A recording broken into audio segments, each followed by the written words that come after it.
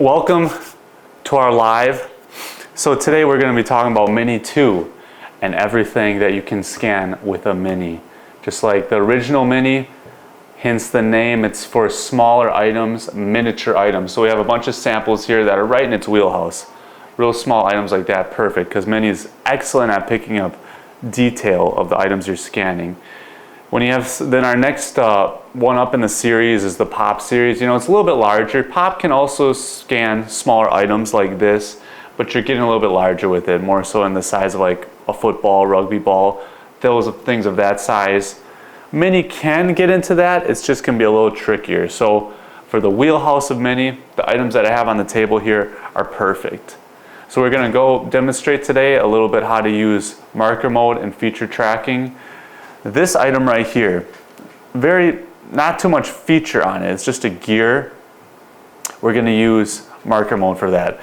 And because I don't feel like putting marker dots on it, I'm gonna put it on the turntable, which already has the marker dots. And then Mini's gonna be able to pick up the marker dots around it, and because of that, be able to get a nice scan of all the teeth on it. But maybe I just wanna spray it a little bit because I just touched the side some. So scanning spray is also a nice thing. We have our own at Revopoint, which is pretty cool. This one's for 2 to 6 hours, and then it actually dissipates, will disappear. So I just want to get a little bit in the teeth so that I can really capture that nice. And of course, if you're ever using scan spray, make sure you spray something first before you put some markers on. Otherwise, you're going to be covering up your markers. But I'm not putting any marker dots on here. I'm just going to try to carefully pick this up, and hopefully the scanning spray doesn't rub off a little bit. All right, let's try scanning this. Marker mode, I'm going to try to get a little bit above it. Make sure you're always capturing, because you can see in my screen right now, the preview screen, that there's enough markers, at least like 6. I think you'll have feature loss or tracking loss if you do not have at least 6 markers that the scanner is able to read in the software. It's a little underexposed, let's turn it up. Oh, there we go. 3, it's seeing it really good. So I'm using, on the depth camera, I adjust it manually up to 3 so that the exposure is correct. Obviously we're not doing color right now, so the RGB camera is not going to be used. Do a little test run, you can see that you always see a decent amount of markers in there. Not going to do base removal, of course, because I'm using the markers on the turntable.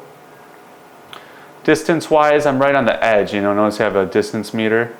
That's about as far as I want to go from the item with a Mini. And just make sure under scanning settings, I'm on feature tracking. Okay, make sure you switch that over to marker tracking because we're using marker mode. So right there, it automatically put it back down to 1. So let's just turn that exposure camera back up to 3. Yeah, 3 seems to be the ideal one. So you can play around with it a little bit. Notice what happens if I put it on auto. The software is putting it at kind of bouncing back and forth with 2. But it seems like there's still some holes in there. So like, I'm just going to manually do it and turn it up to 3 on the exposure, the depth camera. All right, let's scan it.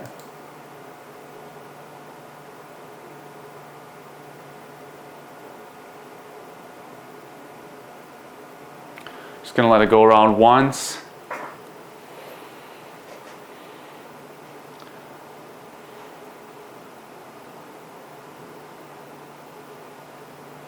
And see how many does with getting the teeth of this gear.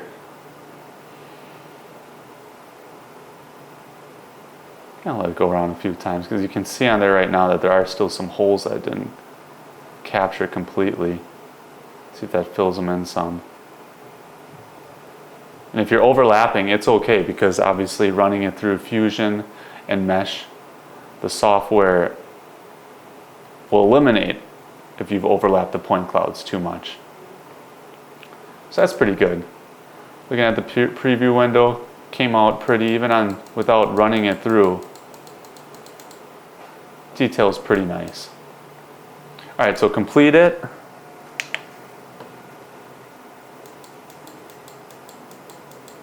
Not too bad. You can see the teeth pretty good. So you could select one-click edit, then the Revo scan software just edits the whole thing for you. I'm going to do it manually, step by step. Click Fusion. And Fusion, so like right now when I zoom in, you can see all these point clouds.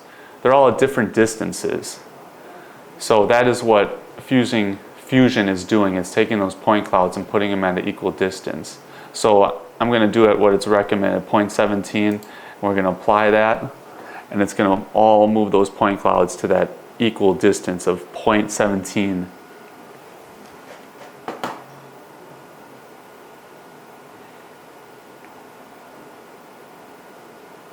And we can notice the contrast now when I zoom in. Yeah, they're all even.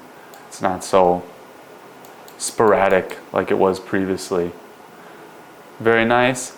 Moving to isolation. So isolation should be picking up the noise that we have here. Obviously these markers from the turntable are noise, and they need to be isolated and detected. So let's detect them.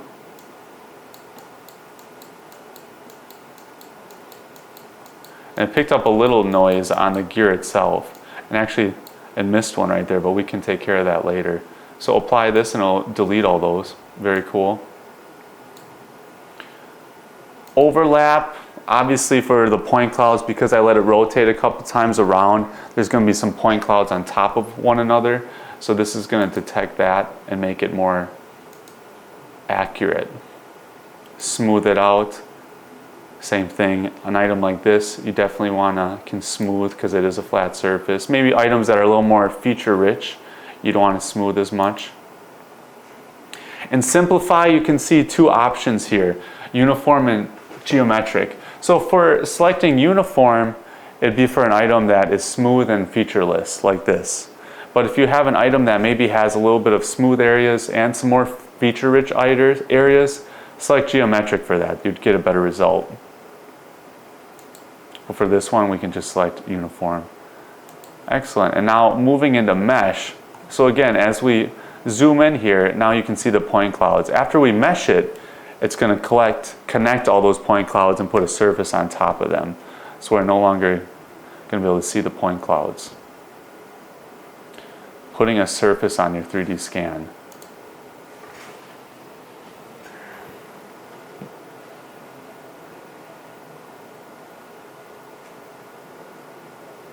There we go. So now as we zoom in, you just zoom past it. That's when it goes black, but otherwise we see no point clouds. Isolation, this is where we want to actually detect these markers that previously in Fusion that we did not see. But the software might not be able to visually see it. So that's not a big deal. That's when you can use these selector tools on the side. This is a good time for me to demonstrate that. This particular one, if I click here, it draws like a line. And then I can erase that, highlight it. Then it turns red. Delete that. And at any point, if you want to exit the selector tool, just click this arrow, because then it allows me to twist a little bit. So there's another one here that I kind of want to take away. So I'll select that one again. Kind of close that off. Delete it. Very nice. And I noticed there was another one. So notice right now I can't twist it because I'm still selected.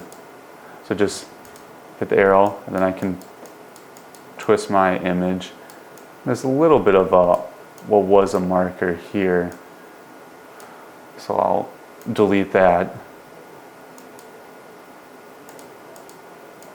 Clean it up some. Cool. And that's that. Fill holes. There are, see like right here, these holes should be filled. So that's good. Let's select that. And you need to select if it's plane or curved. So obviously, if there's some holes in an area that is flat or plane, you'd want to select that. But these teeth are kind of curved, you know, so I think that would be a better choice. So let's select the curved filling holes option. and you can see these areas that they're suggesting. So you can individually highlight it like that, which is kind of a pain. Or again, you can use the selector tools, any one of these. I'll use this one, and it drags this box out over it and highlights the whole thing. Apply. And it's going to fill all those holes. Nice, and there you go. But what I shouldn't have done, I should have not highlighted that little center area because it filled that too. But all in all, that's how you would use marker mode when using Mini. Pretty nice result. And then we can smooth it again under mesh and also simplify it if we want. Okay, let's scan something a little bit more interesting, right? On feature mode. So I'm going to put this fun little item here. And let's do a new scan. And let's just make sure that you click it off now of marker tracking, because this is a very feature-rich object. Click it onto that, select that. I'm actually going to hold this one in my hand, you know, because I feel like I can get the angle nice. You can do this. Just be steady, you know, because Mini is a little more sensitive compared to if you're using Range or Morocco. You know, I don't want to be... Range or Morocco gives you a little more freedom with moving around, but Mini, you know, it's real exact. It's going for the details. So keep your hand steady. As you can see, it's a little underexposed. So again, I'm going to turn this up a little bit until I, in the preview screen, see an item that's nice and illuminated. Turn on the turntable. And I can always start it on the back here. There's a button on the back. If I don't want to use the mouse and click start on the screen, you can click back here. So I'll start back here.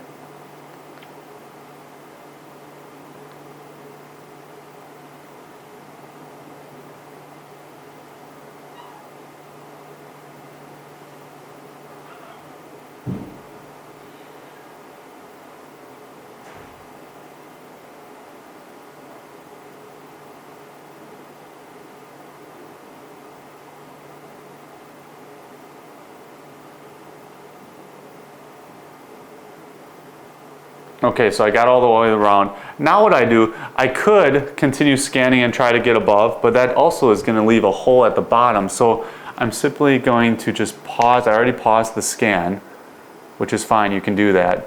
And I'm going to flip it over, and now it's going to give it a chance to catch the bottom and the top areas. But just make sure that you restart Mini 2 in an area that you already have previously scanned point cloud. So I'm not going to wait till I get to the top, for instance, and start right here, because it won't find it. It doesn't have any previous information that it saves.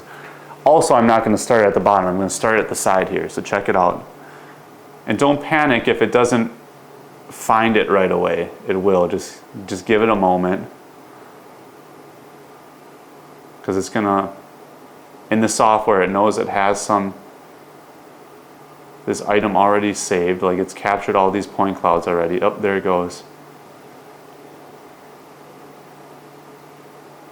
So now when we previously did not have any point clouds up top, now it's captured that. It's going to get some point clouds from different angles here. The bottom didn't have anything, so now you can see it's capturing that.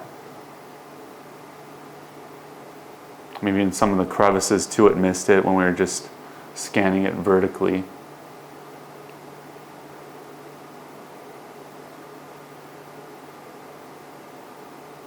Cool. Pause it, and let's run this through. And again, okay, so complete. You can always do one-click editing. Maybe I'll show you the example of the two, but sometimes one-click editing is not a one-stop fix-all type of thing, you know, where it's just going to make it perfectly. Normally you're going to get better results, especially with an item like this that has a lot of features. So we can try it out just for the sake of comparison. Let's do one click, and it's going to go through all the steps. It gives you an estimated time, just like when I was doing it manually. 2 minutes. It's not going to take that long.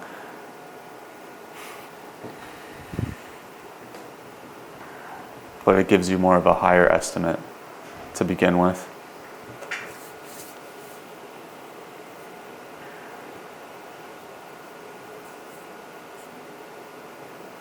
It's about halfway there.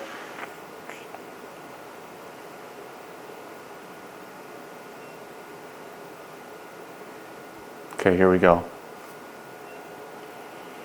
So that's one-click edit, the results of one-click edit. Honestly, not too bad. There's still some holes, obviously in here, that's hard to get, with all these nooks and crannies, but all in all, not too bad. I'm not even gonna bother running this through manually Fusion, but if you would want to, you see this under the rendering, all I would have to click is just go back to raw. And there's my original. And then I could do everything manual and run it through again if I'd like. So from here I would just have to click Fusion up top, and when I apply, it's gonna say that, oh, you've already edited in one click. Well, you could override that if you wanted to. Just an option. But honestly, looking at the mesh of the one-click editing, I think it gives you a pretty good example of how well it does. Still pretty nice. Okay, so now we've just tried the gear with marker. We just did this for a nice feature item. Let's try something with color and see how many does with the color item. We have two plain items. This head here that's orange. Fortunately in the studio I couldn't find anything that has several different colors, so we'll just scan him. Let's start a new scan though.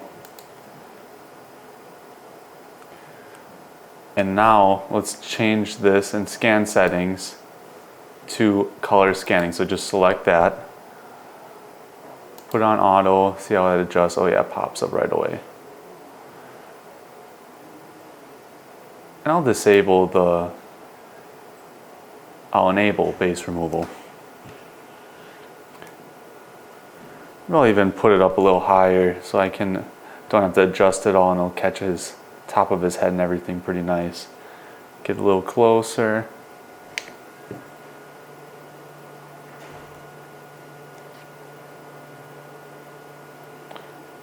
Seems like it's catching it pretty even. Just do a run through.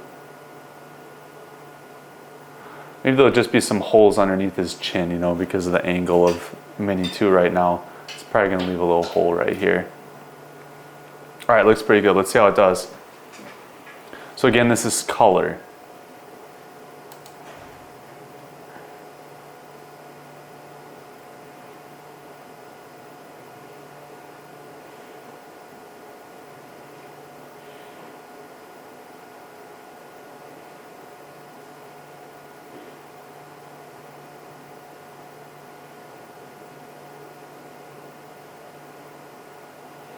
And for this, I'm definitely just going to do one-click editing.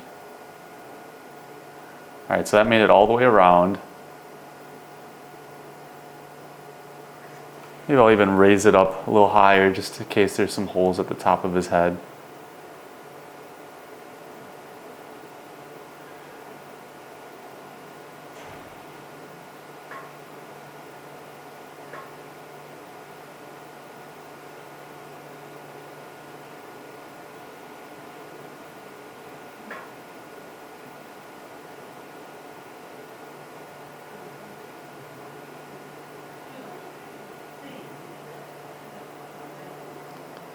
Pause it. All right, let's just run it through. Let's complete and run it through one-click editing. So this is interesting. The scan right now is showing them with two noses, so we kind of have like a little skip in there. Probably happened when I picked it up, so maybe that wasn't the best idea. But I'm pretty sure the software can fix it. Let's just do one click, see if it can. If it's up to the challenge, apply. And if not, I'll just be more careful and we'll redo it, but I feel like it will fix it. And I didn't pause it and flip it upside down this time, just because of this big hole. But obviously that would be a nice way to make sure that I captured everything underneath his chin, his nose, nostrils and stuff. Definitely didn't get any point clouds in this area.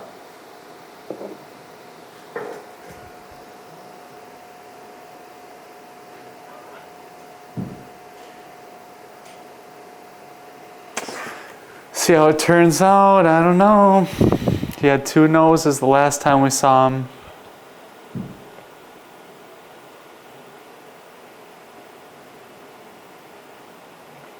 Almost there.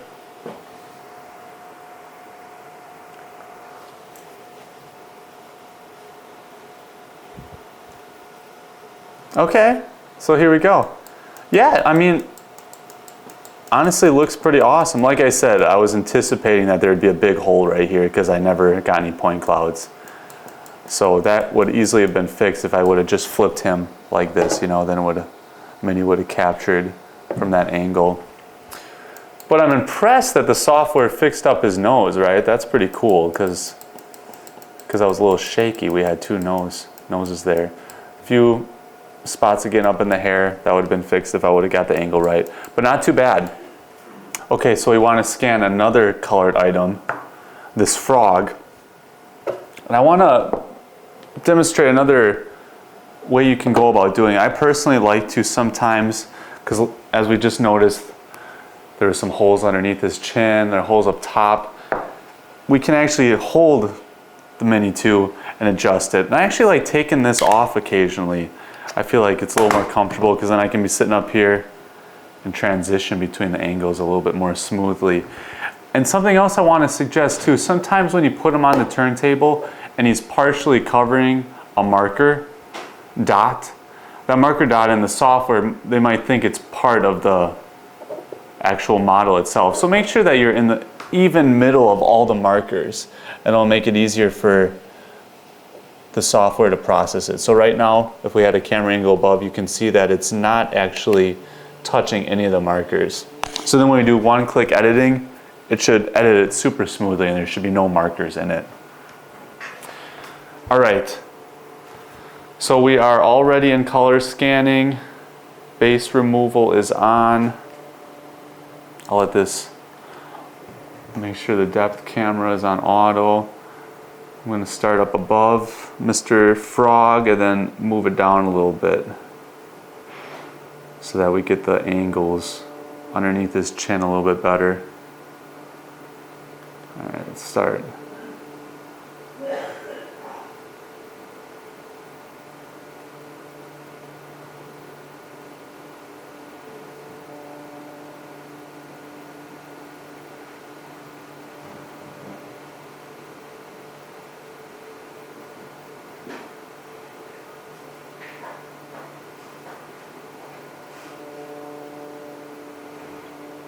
So right now, we've made it all the way around now, and I'm going to slowly adjust my angle. And I might say tracking loss a couple times, but it's okay. It'll stay on track. I don't want to get it so it's just shooting directly at it from like a ground level.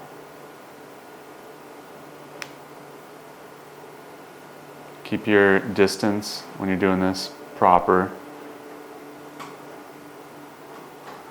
So right there, we're pretty good.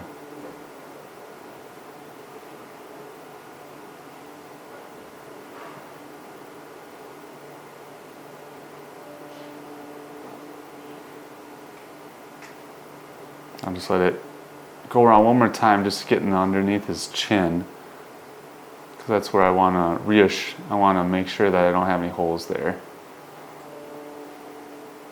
Okay, that's pretty good. Pause it on the back. And let's just say I run it through one click. Right now it's looking kind of messy in the preview window, but that's okay. The software will take care of it complete. Yeah, so we got some extra noise floating up above, the markers from the turntable. Let's just one click it, see how it does.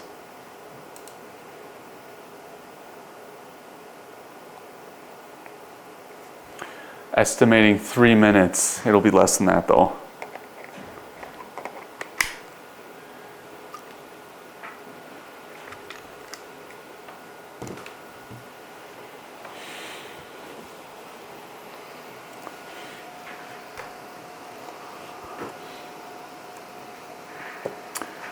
And while we're waiting for my next item, I'm gonna still stay with feature, but we're not gonna do color.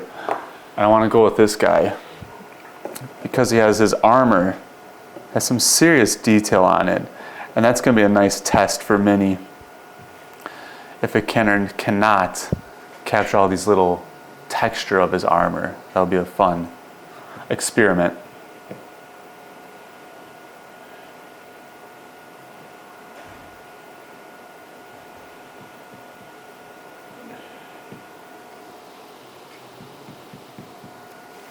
You can always see on the lower left-hand side where it's at in the rendering stage. Right now it's going through the meshed process.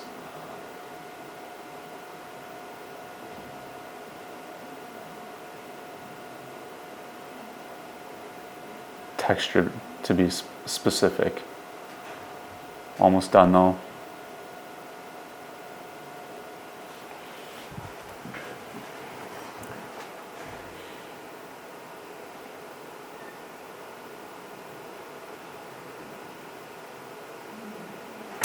Wow, and look at that. Really awesome result, and that's just with one click editing. I don't think I could have done any better, honestly, manually going through all the processes. And you can see on the bottom there, it automatically, because this had a big hole, it just filled that in for us, which is cool. It just put a nice plain surface on there. If for some reason you wanted to then print this out with a 3D scanner, but really captured not only the color of this frog excellently, but it's all the details, captured them to a T. Not one hole whatsoever. Pretty happy with that.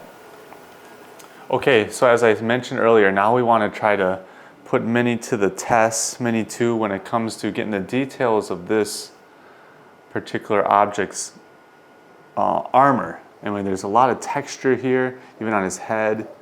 Let's see how it does with picking up that detail. So I'm not doing color here, of course, because there's nothing color to scan. Feature tracking. I'm going to do auto exposure on the depth camera. Let's see how he does.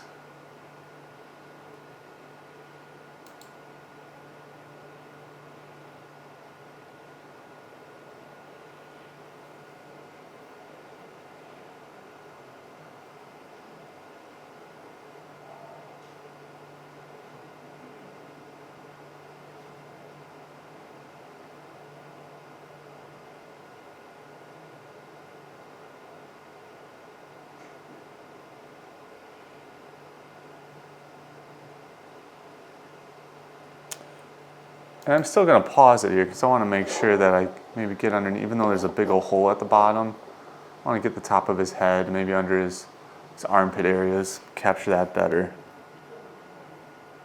But again, just make sure you start up where you've already previously have point clouds.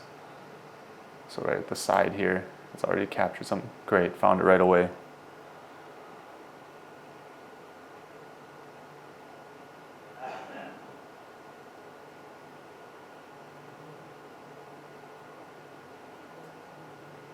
Just capturing some of those angles that we previously didn't get.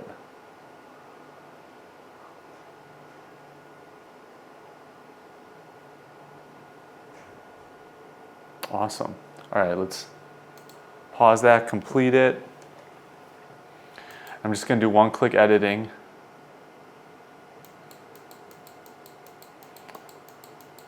Let's see how it does.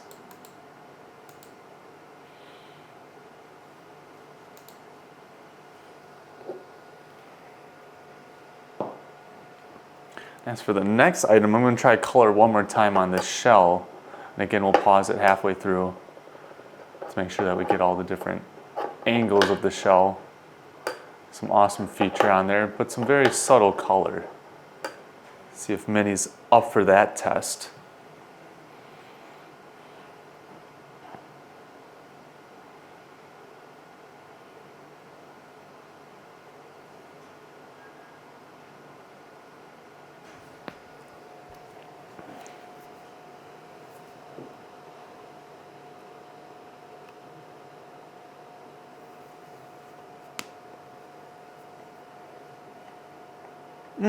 Okay. So yeah, man, Mini does a fantastic job with capturing the texture of his armor. Really nice. You can see that. There's still a couple holes in here, like back here around his collar. You know, I didn't have any point clouds that I captured there, so I could have been more patient, maybe adjusted the angle of the scanner, but when it comes to the texture of his armor, the detail, really good. Also on his face. Yeah, it looks pretty awesome. Okay, so let's try this shell out now. Do a new scan. And we're going to change this over to color.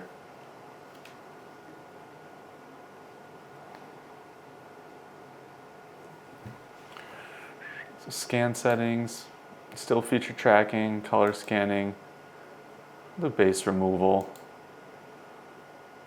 Leave the depth camera on auto and get it a little bit closer.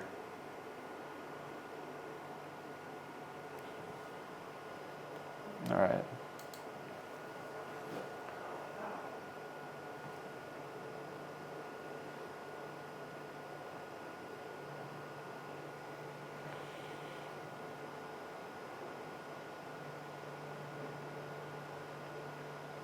So the last two colors were just plain colors that we captured. You know, it did fine. This one has more, you know, stripes running through it. So just let it go, revolve once around, and then you can pause it, flip it up, and again I'll start it once it gets to its back side.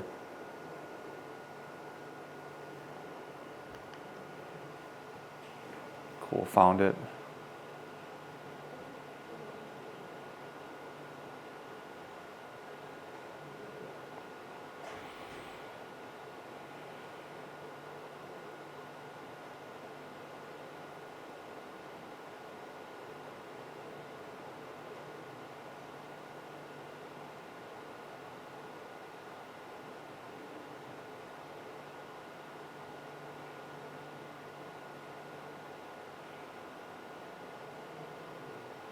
That's about good.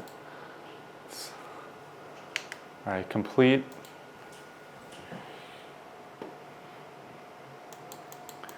So it seems like, just looking at the preview screen, it captured the color pretty well. Let's do one-click edit again.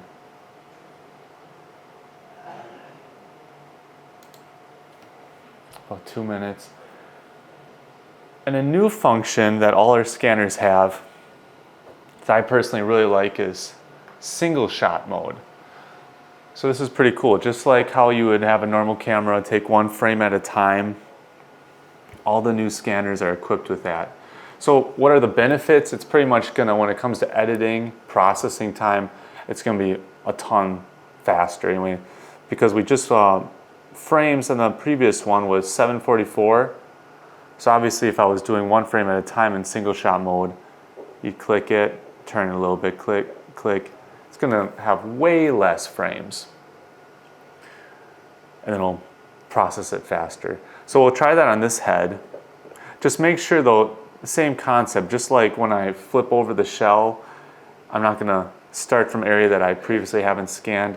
Also when I'm doing single shot mode, I'm not gonna take a shot and turn it a full quarter turn because it won't be able to connect the point clouds here with the full side. So you have to just turn it a little bit at a time. But first of all, let's check out the results here.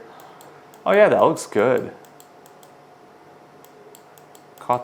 Captured the color nice. With the shell. Just Looks like the real shell is right there on the computer screen. Awesome. Okay, let's try a new scan now. Again, I'm going to use single shot mode. So for this, I like to, again, take the handle off. And it's a matter of changing this. Right now it's on continuous to single shot mode. Okay. And then switch it over again to, we're not doing color here, so make sure color is not selected. I'm just going to move it manually. Little turns, a few at a time. And be patient again as it's auto adjusting. Because if I would like be too fast, and here I'll show you, give an example. If I turn it all the way over here, it's going to have tracking loss. So no good. But now if I just go back to the original and turn it here, it will correct it. It should find it. Nice, just like that. So just little turns.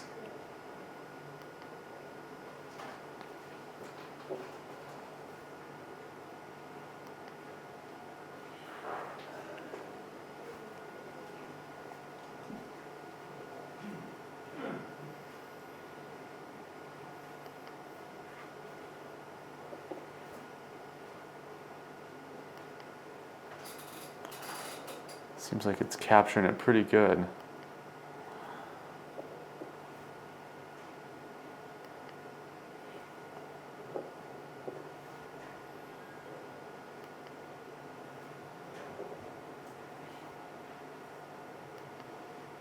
I think single shot is a little more relaxing. At any point you could just, oh, didn't capture that for some reason, so maybe I'll turn it back a little bit. Should find itself. There it goes. So right now I'm almost all the way around and I'm only at 15 frames. So I'm turning it a little bit too much. There it goes.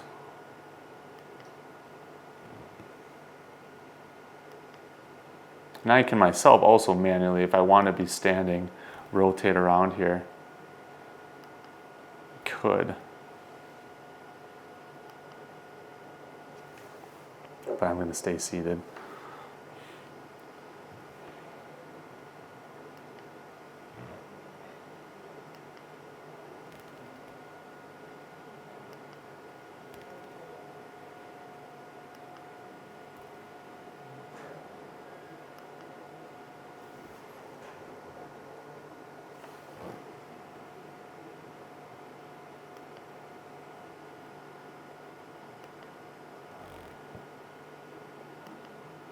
Almost all the way around.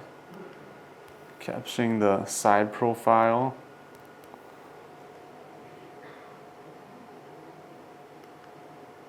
Nice.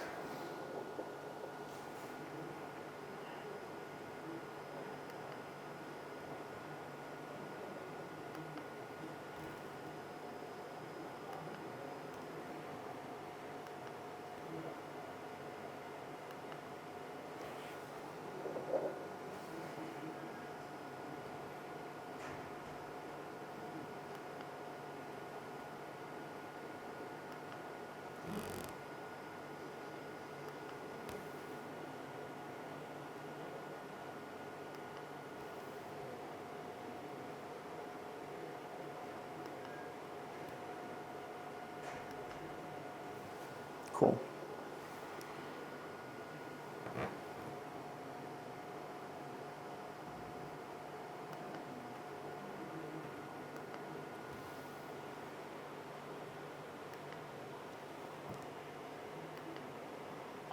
Then I might just go a little bit overhead just to make sure there's no holes up top.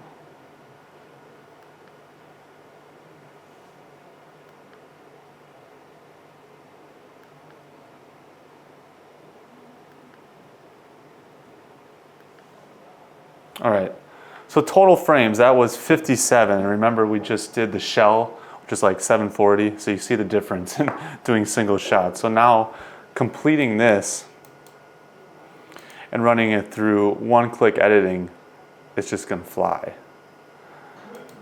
Because that's so much less to process. But let's see how the results are. So estimate under 1 minute.